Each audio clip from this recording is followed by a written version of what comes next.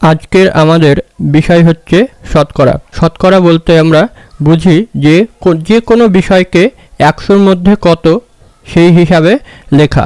তাহলে এখানে দেখো দুটি সাবজেক্ট রয়েছে, বাংলা আর ইংরাজি। এই বাংলা আর ইংরাজিতে দুটি পরীক্ষায় যথাক্রমে প্রাপ্ত নম্বরগুলি দেওয়া রয়েছে, প্রথম আর দ্বিতীয় পরীক্ষার নাম্বার দেওয়া রয়েছে। তাহলে বাংলায় প্রথম পরীক্ষায় 50-এ 40 পেয়েছে, তার মানে হচ্ছে 100-র মধ্যে পেয়েছে 50 গুণিত 2, 40 গুণিত 2, তাহলে 80/100। তার মানে 100-র মধ্যে 80 পেয়েছে, মানে 80% নাম্বার পেয়েছে। দ্বিতীয় পরীক্ষায় 50-এ 35 পেয়েছে, মানে 70/100। 100-র মধ্যে 70 পেয়েছে, তার মানে হচ্ছে 70% নাম্বার পেয়েছে। ইংরাজিতেও এটাই 70% পেয়েছে, এটাই 90% নাম্বার পেয়েছে।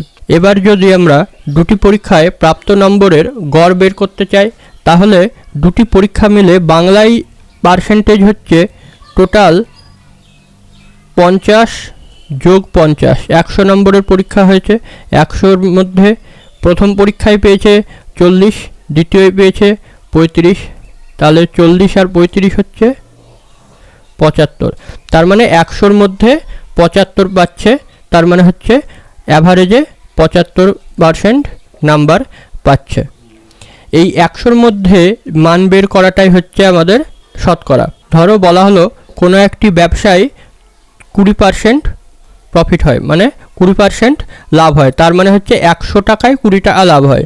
তাহলে যদি বলা হয় 500 টাকায় কত টাকা লাভ হবে, 100 টাকায় যদি 20 টাকা হয়, তাহলে 500 টাকায় 100 টাকা লাভ হবে। এবার তোমাকে বলে দেওয়া হলো যে তুমি একটা দ্রব্য, ধরে নাও একটা বই, তুমি 500 টাকায় কিনেছো আর 600 টাকায় বিক্রি করেছো, তার মানে লাভ কত শতাংশ করেছো।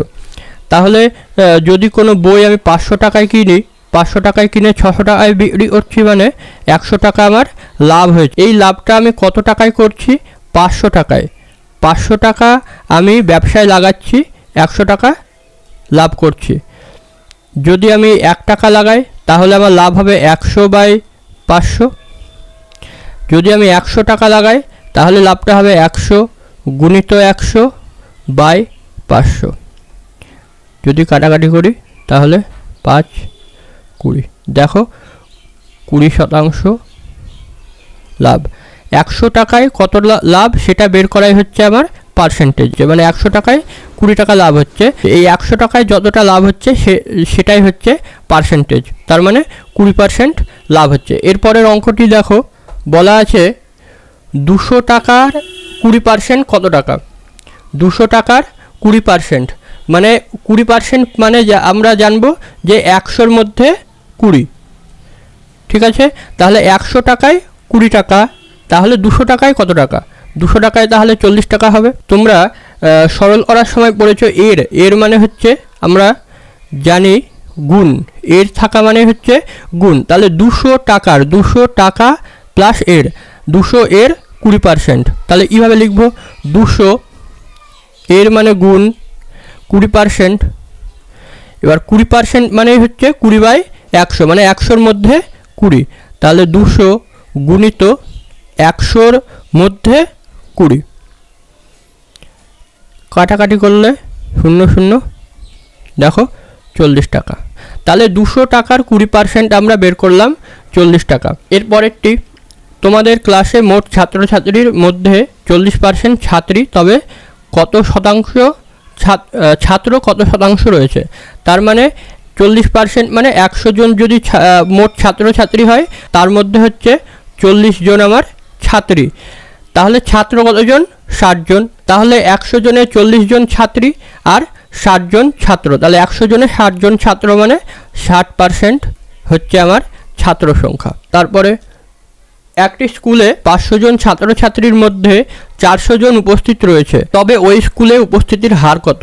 তাহলে 500 জনের মধ্যে 400 জন উপস্থিত হয়েছে। এরপরে তোমার কাছে 2500 টাকা ছিল, 2500 টাকা ছিল, তার মধ্যে তুমি 33.13% খরচ করলে, তবে তোমার কাছে আর কত টাকা রয়েছে। তাহলে 2500 টাকা ছিল, 2500 টাকার মধ্যে 33.13% খরচ করলাম, মানে 2500 টাকার 33.13% কত হচ্ছে সেটা বের করে 2500 থেকে বিয়োগ, তাহলে আমি বাকি কত টাকা রয়েছে সেটি পেয়ে যাব। তাহলে 33.13% মানে হচ্ছে, যদি ভগ্নাংশে লিখি তাহলে হচ্ছে 1/3 হবে। কিভাবে হবে? 33.13 যদি পূর্ণ ভাঙি আমি, 33কে 3 দিয়ে ভরলে হয় 99, আর 1 যোগ করলে হয় 100, তাহলে 100/3 এত পার্সেন্ট।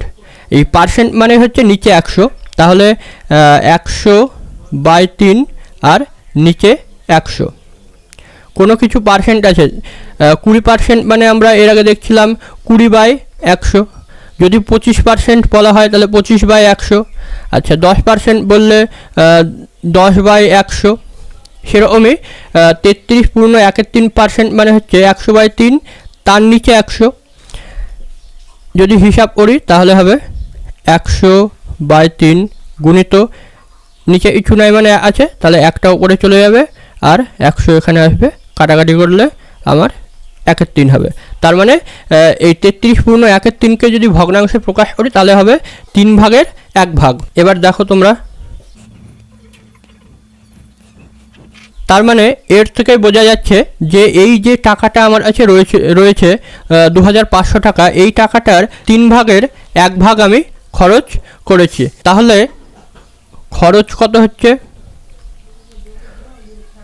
2500 গুণিত 1/3, 1/3, কাটাকাটি হবে না, তাহলে 2500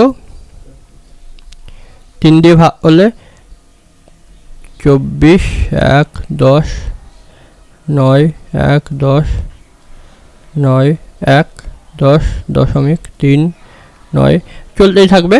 তাহলে কত হবে? 833.33। তাহলে খরচ হচ্ছে 833.33 এত টাকা। তাহলে বাকি টাকা বিয়োগ করতে হবে। বাকি টাকা 2500, 2500 আর 833.33 00 7 7 6 হাতে 1 6 6 9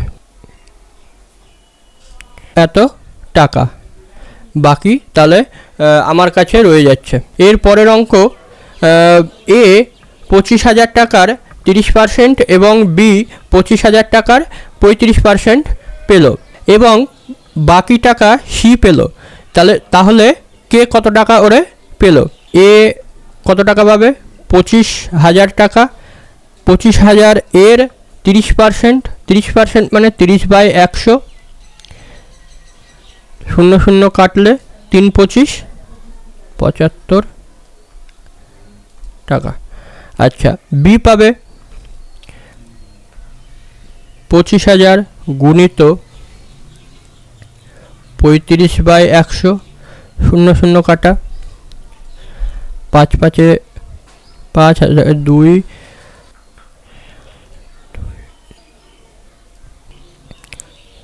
এত টাকা।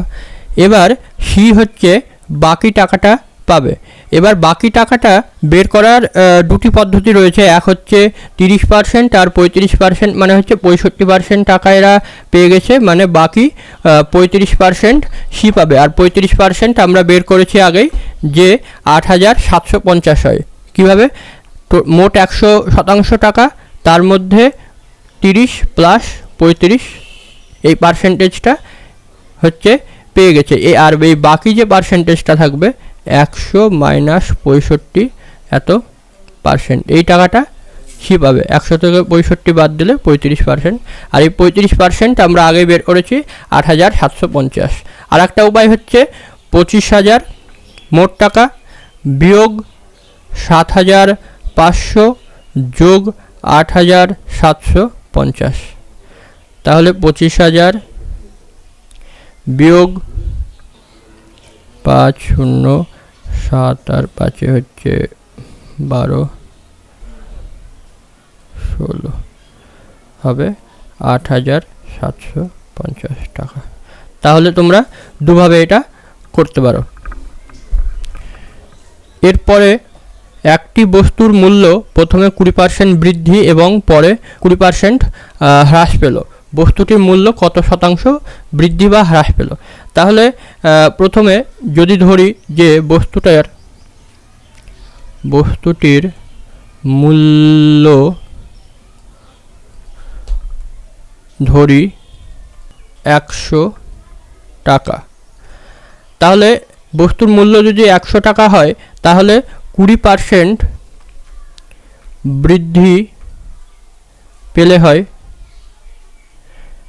দেখো 100 টাকায় 20 টাকা বাড়ছে, 20% বৃদ্ধি মানে, তাহলে 100 টাকা যদি মূল্য থাকে 20 টাকা বাড়লে হয় 120 টাকা, তার মানে 100-র মধ্যে 20 টাকা বাড়লো 100 টাকায়, তার মানে 120 টাকা হলো।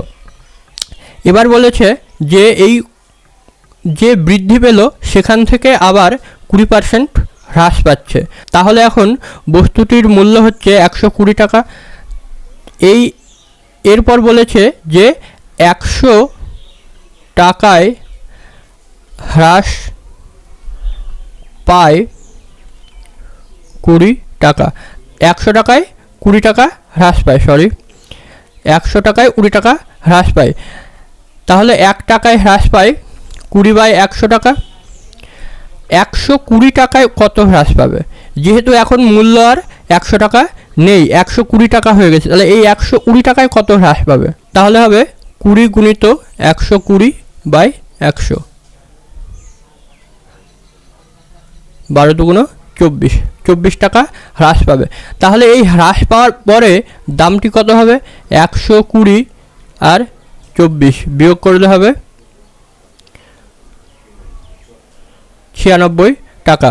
তাহলে দেখো প্রথমে 20% বৃদ্ধি করা হলো, তারপরে আবার 20% হ্রাস করা হলো, এই 20% বৃদ্ধির পরে আবার 20% হ্রাস করলাম, তাহলে শেষ পর্যন্ত দেখা যাচ্ছে যে 100 টাকার দাম থাকছে না, অত হয়ে যাচ্ছে 96 টাকা, তার মানে হচ্ছে 4%, 100 টাকায় 4 টাকা হ্রাস পেল, মানে 4% এখানে দামটা হ্রাস পাবে।